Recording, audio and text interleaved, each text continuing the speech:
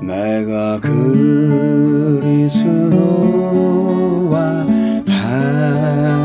함께 십자가에 못 박혔나니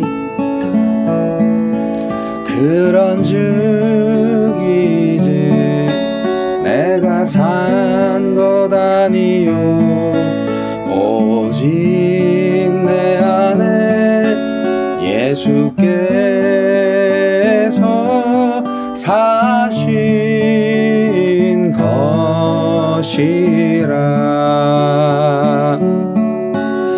이제 내가 육체 가운데 사는 것은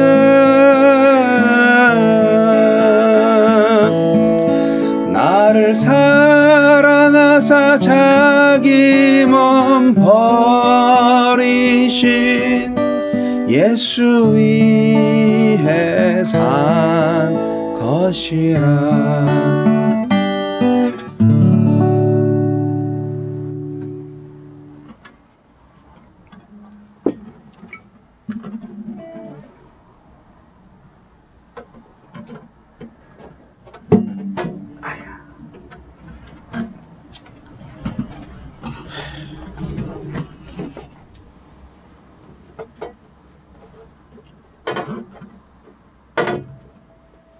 장소가 협소해가지고.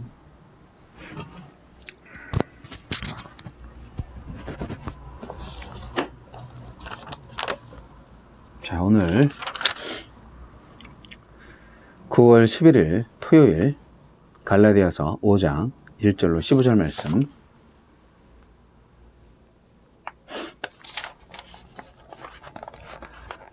그리스도께서 우리를 자유롭게 하려고 자유를 주셨으니 그러므로 굳건하게 서서 다시는 종의 멍에를 매지 말라. 보라, 나 바울은 너희에게 말하노니 너희가 만일 할례를 받았으면 그리스도께서 너희에게 아무 유익이 없으리라. 내가 할례를 받는 각 사람에게 다시 증언하노니 그는 율법 전체를 행할 의무를 가진 자라. 율법 안에서 의롭다 함을 얻으려 하는 너희는 그리스도에게서 끊어지고 은혜에서 떨어진 자로다. 우리가 성령으로 믿음을 따라 의의 소망을 기다리노니 그리스도 예수 안에서는 할례나 무할례나 효력이 없으되 사랑으로서 역사하는 믿음뿐이니라. 너희가 다름질을 잘하더니 누가 너희를 막아 진리를 순종하지 못하게 하더냐.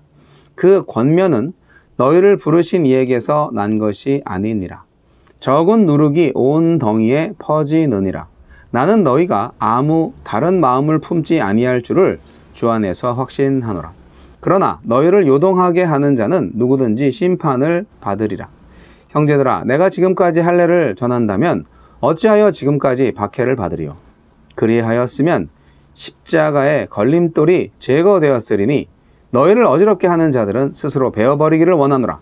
형제들아, 너희가 자유를 위하여 부르심을 입었으나 그러나 그 자유로 육체의 기회를 삼지 말고 오직 사랑으로 서로 종노릇하라.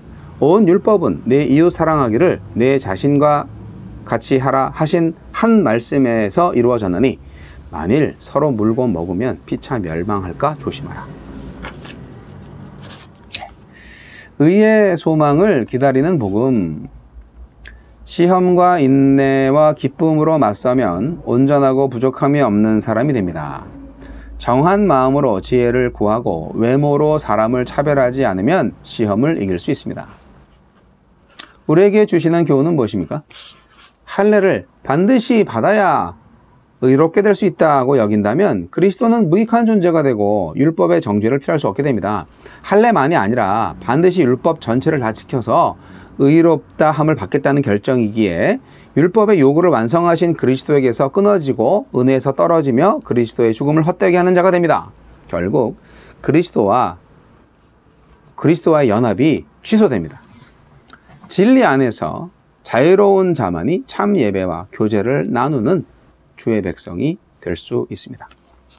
여러분, 진리 안에서 자유하십니까?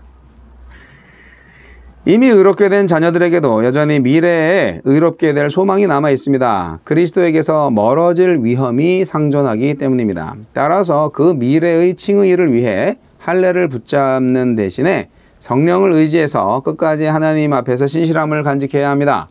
정말 중요한 것은 할례도 무할례도 아닙니다. 그리스도 안에서 세상 어떤 가치도 다 의미가 없습니다. 오직 그리스도의 은혜와 사랑을 인정하는 참 믿음이 우리 속에 있어야 합니다. 그리고 그 믿음은 사랑을 통해 효력을 드러내는 믿음뿐입니다. 바울은 유대인들에게 지속적인 핍박을 받을 정도로 일관되게 할례를 반대해 왔습니다. 의의 소망을 향해 다름질을 잘 해왔던 갈라디아 성도들 역시 믿음만으로 부족하니 유대인처럼 할례를 받아야 성도가 될 수 있다는 거짓 가르침에 조금도 휩쓸려서는 안 됩니다. 소소하고 은밀한 사랑의 수고를 인정받기 용이한 외적 표지로 대체하는 위선은 전염성이 강하기 때문입니다. 사랑으로서 역사하는 믿음 6절에 이 말씀은 타인에게 종로로 타면서 자신의 자유를 스스로 제한하고 자신을 아끼는 만큼 타인을 아끼며 육신의 열매를 맺지 않으려고 애쓰는 삶을 말합니다. 사도 바울은 자신과 공동체를 망가뜨리는 율법의 노예가 되지 말고 모든 일을 살리는 사랑의 종이 되라고 권면합니다. 타인에게 해만 끼치지 않으면 한없이 보장되는 자유에 머물지 말고 타인을 위해 내 자유를 포기하는 것이 진정한 사랑이며 믿음입니다. 그것이 예수께서 우리에게 주신 사랑이고 신실함입니다. 주여, 사랑의 은혜를 받아 자유하게 되었으니 그 자유로 남을 섬기며 살게 하소서. 예수님이 하나님의 아들이신데 온갖 기적을 베풀 자유가 있잖아요. 능력이 있으시고. 그런데 그렇게 하지 않으시고 십자가에 못 박혀 죽으셨죠. 왜 그 십자가의 길을 가신 걸까요? 온 인류를 살리기 위한 하나님의 방법이었기 때문에 하나님의 뜻에 순종하는 의미, 그 길밖에 없었어요. 온 인류의 죄를 대신해서 십자가에 달려 죽는 길만이 그분의 사랑으로 우리 모두를 구원할 수 있는 방법이었기 때문에 그렇게 하셨어요. 그런데 갈라디아 교인들처럼 오늘날의 많은 사람들도 뭔가 좀 우리가 신앙생활 좀 제대로 하는 것처럼 보이려면 멋있게 해야 되지 않나, 이거? 금식 기도도 좀 하고 날마다 딱딱 정해진 시간에 기도도 하고 뭐 당연히 뭐 주일 성수 예배 참석은 당연한 거고 예배 드릴 때는 스레빠 찍찍 끌고 가면 안 되지. 양복에 정장하고 뭐 남자들은 타이를 하고 구두 신고 가야지. 야, 그 찢어진 청바지 반바지 그 말이 되냐? 네, 물론 뭐 좋은 옷 입고 예배당에 가면 좋긴 하죠. 그런데 그것으로 신앙을 드러내는 것으로만 생각해서는 안 된다는 거죠. 저는 오늘 이 말씀을 통해서 사랑으로서 역사하는 믿음에 관해서 이야기해 보고자 합니다. 아브라함은 독자 이삭을 갖다 바치라는 하나님의 말씀에 순종했습니다. 이때 아브라함에게 어떤 보장이 있었나요? 네, 보장이 있었어요. 아브라함한테 약속을 해주셨잖아요. 어쨌든 이삭을 바치라고 하는 건 이해가 안 되지만, 그러나 그 이전에 하신 약속이 있잖아요. 에이, 바치면 또 하나 주시겠지. 뭐 그런 마음이 있을 수도 있어요. 어쨌든 하나님의 명령에 순종을 하니까 하나님께서 아브라함에게 그 이전에 하셨던 약속을 다시 재보증해 주십니다. 창세기 22장 16절로 18절에. 아브라함이 하나님의 명령에 절대적으로 순종할 수 있었던 것은 뭡니까? 할례를 받았기 때문에. 여기 봐요, 할례를 받았잖아요. 나 할례 받은 사람이에요. 네, 그거 할례 받은 거 보여주면서 할례 받은 사람이니까 하나님 구원해 주셔야 돼요. 그렇게 한 게 아니고요. 전적으로 하나님에 대한 사랑과 믿음에 의해서 순종을 했던 거죠. 자, 다윗은 사울의 아들 요나단과 아주 사랑의 관계, 언약을 맺은 관계인데 사울 왕가가 멸족의 위기에 처했을 때 다윗은 요나단과의 언약을 기억했습니다. 그래서 다윗을 두려워해서 피했던 요나단의 아들 무비보셋을 궁으로 불러들여서 자기 아들과 같이 대우를 했습니다. 그래서 이 사건이 기록된 사무엘하 9장에서는 언약적인 사랑을 나타내는 헤세드라는 용어가 많이 사용되었죠. 이렇게 신앙의 인물들은 하나님에 대한 사랑과 믿음뿐 아니라 사람에 대한 사랑과 믿음도 행했습니다. 오늘 말씀에서 사랑으로 역사하는 믿음이라는 이 말이 정말 감동적인 말입니다. 사랑으로 역사하는 믿음. 사랑으로서 역사하시는 믿음. 바울이 그동안 주장해온 믿음의 성격이 어떤 것이었는가를 잘 보여주는 표현이죠. 사랑이 아니면 안 되는 거였죠. 사랑이었기 때문에 가능했던 거죠. 근데 그것은 바로 믿음의 역사였고 은혜의 역사였죠. 바울이 핵심 교리로 언급한 이 믿음이라는 것은요, 행위랑 절대 상관이 없는 게 절대 아니고요. 바울이 말하는 믿음 역시 사랑이라는 행위를 동반한 믿음이었다는 것이에요. 그것이 아주 중요한 개념입니다. 우리가 이 믿음을 소유해야 됩니다. 여러분, 사랑으로서 역사하는 믿음을 가지세요. 사랑으로서 역사하는 믿음은 어떤 능력이 있습니까? 여러분, 자유의 능력이 있습니다. 종이란 말 많이 쓰잖아요, 바울 사도가. 종이란 감옥에 갇힌 자처럼 전혀 자유가 없는 상태이면서 동시에 주인의 말에 시키는 대로 순종하는 노예의 상태를 가리킵니다. 바울이 이러한 의미로 종의 멍에에 대해서 언급한 것은 자기가 유대교 안에서 얼마나 율법에 의해서 자유를 구속당했고 노예와 같이 율법의 명령을 지키는데 급급해서 결국 그 율법 속에 감추어진 비밀을 깨닫지 못했던 바로 그 과거의 쓰라린 체험에서 비롯된 것입니다. 그런 종이었어, 나 역시. 그러나 이제 우리는 자유인이야 하는 거죠. 성령의 능력을 따라 사랑으로서 역사하는 믿음을 소유한 성도는 그리스도께서 주시는 놀라운 자유와 평안을 맛보게 됩니다. 여러분, 자유하십니까? 진리 안에서 자유하십니까? 사랑으로서 역사하시는 믿음을 소유한 사람은 성령을 따라 살게 됩니다. 믿음은 성령을 통해서 주어지죠. 그리고 성령을 따라 사는 삶은 또 믿음이 없이는 불가능합니다. 성령은 그리스도의 십자가와 부활을 증거하기 위해서 성도들한테 임했습니다. 그뿐 아니라 성도님들의 연약함을 돕죠. 그래서 보혜사 성령이잖아요. 믿음이 없으면 그 사람 속에 그리스도의 십자가와 부활에 대한 증거가 없으므로 그 사람은 성령을 따라 살 수 없습니다. 눈으로 보이는 종이 쪼가리로 만들어질 수 있는 증거가 아니에요. 구원의 확신에 대한 증거는 믿음이 그 증거예요. 그래서 믿음을 무엇으로 정의하느냐에 따라서 굉장히 큰 차이가 있습니다. 말로만 하는 것이 믿음이냐, 아니면 행위로 수반되는 것이 믿음이냐, 내가 믿는 게 믿음이냐, 하나님이 주신 게 믿음이냐, 그거 잘 구분하셔야 됩니다. 성령을 따라 살 수 없는 사람은요, 하나님을 기쁘시게 할 수 없습니다. 그러니까 성령이 있는 사람이야말로 성령을 따라 살 수 있고, 성령을 따라 살 수 있는 사람은 당연히 그 안에 믿음이 있는 사람입니다. 히브리서 저자는 말했죠. 히브리서 11장 6절에 믿음이 없이는 하나님을 기쁘시게 할 수 없나니. 그러니까 믿음과 성령의 사역은 아주 밀접합니다. 우리가 성령이 임해서 우리가 그 성령을 따라서 살 때 비로소 성령의 열매를 거둘 수가 있는데요.